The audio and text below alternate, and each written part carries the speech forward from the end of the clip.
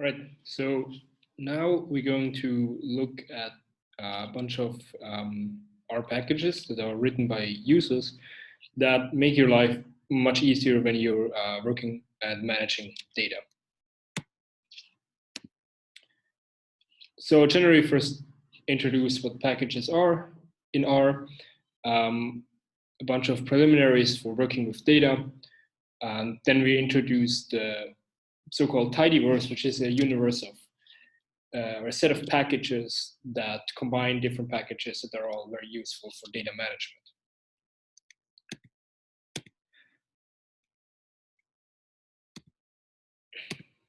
management. So packages in R are very similar to if you're used to working with data, all these extra commands that you can install with SSE install.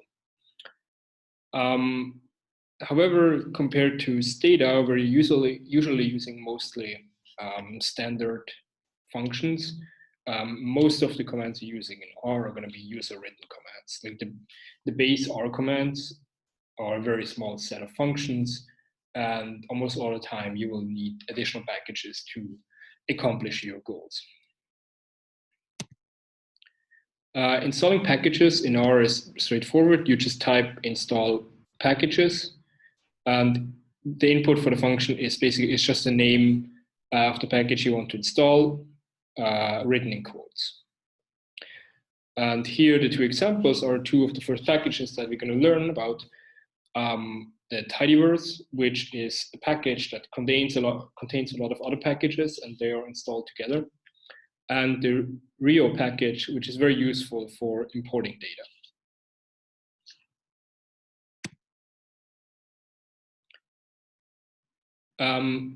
Before, when you want to use a certain package, you need to declare this at the beginning of your code by calling the library that is installed with the package.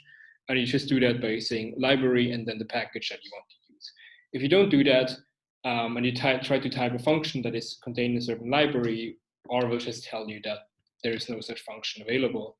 So you have to first load the library. Okay, so some preliminaries. First of all, very important is to know how to actually import data. And if you use the basic R functions, this is relatively cumbersome. Oftentimes, there's different functions for different data types. So if you want to import Excel files, you use something like table import. Then there's other functions that work for CSV files. There's some packages for specifically for data files. However, luckily there is the Rio package, which gives you a function called import, which automatically determines the appropriate way of importing data. So you essentially can just call import on whatever data set you have. This can be a Stata DTA file. This can be a spreadsheet. Import knows how to handle it. So here's an example. We import a data set called Carl Kruger, and this is a data set that exported from Stata, so it's in the Stata data file. And if you just give it the name with the appropriate data format, the function will know how to import it. And here's a preview, the first 4 rows and the first 6 columns. This is a data set that you will be working on assignment 2. So here's a first little preview of what this is going to be about. If you want to export it, you just use the function export. You give it the data that you want to export, and afterwards you type the name of the exported data set, how it should be saved, and with the ending of the data format that you want to save it, and RDS is the R data file. Okay, so another slight update over data frames that we learned in last class. It's a so-called Tibble, and Tibble is basically just a slight improvement over data frames. It allows you to do everything that data frames allows you. It just makes previewing data a little bit nicer because it condenses the information. And there are some functions that require you to actually use a Tibble. It also it doesn't allow you partial matching as if you're referring to a certain column with the $sign. Instead, it will just require you to write it exactly, which might just reduce the number of mistakes you can make.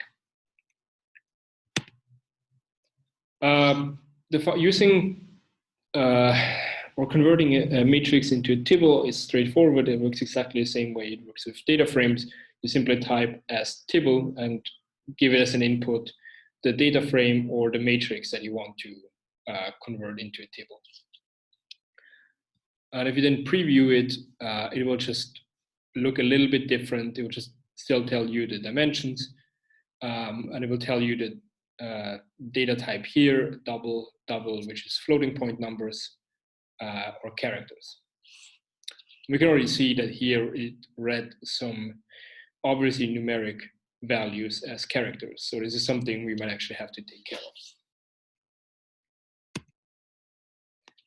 Another function that is very similar, it's just a slight improvement over an existing function, is glimpse.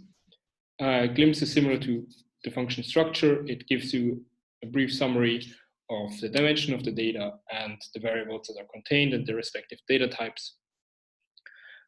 Difference is just that glimpse shows you the data in a little bit more readable format.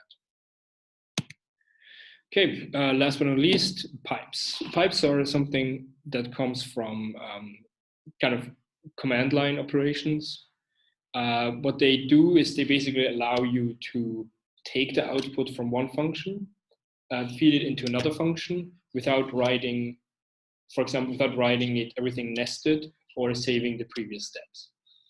So this allows you basically to write your code much more condensed because you don't have to save all the intermediate steps or write really long expressions. To give you an example is, for example, let's say we import a data set. This is the Borrow Lee data set, which contains a lot of demographic and economic data from different countries. We import this data set, and then the result of this import, which is the data set, we just directly feed it into the function as Tibble. So this means these first two functions here result in the data in the form of a Tibble, and then we feed it into glimpse, which gives us a preview on the table that we created with these first two functions. And this is the output that you can see here. So pipes are something that is very useful because they just allow you to write code more concise, and you should get used to using them and also understanding them when you see them in code example.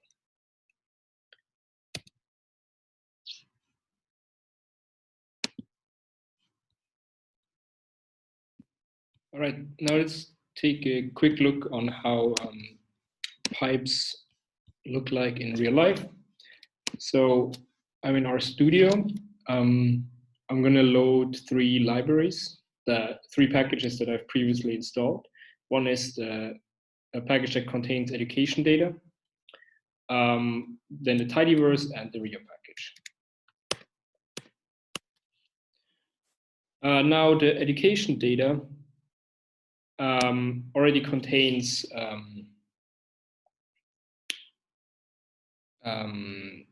data set, and this data set is called wages. So we can just type structure wages, you'll see it. So what I do here is I select a subset called wages for a subset. Just selects only the first few observations to just make it easier to view for us. What I'm now doing is I would like to, let's say, print all the observations that are contained in experience.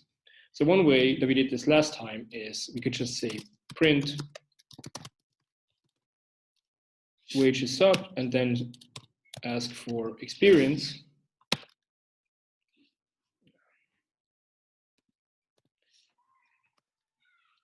And it will just print these the first few observations from experience, or from the subset that we selected.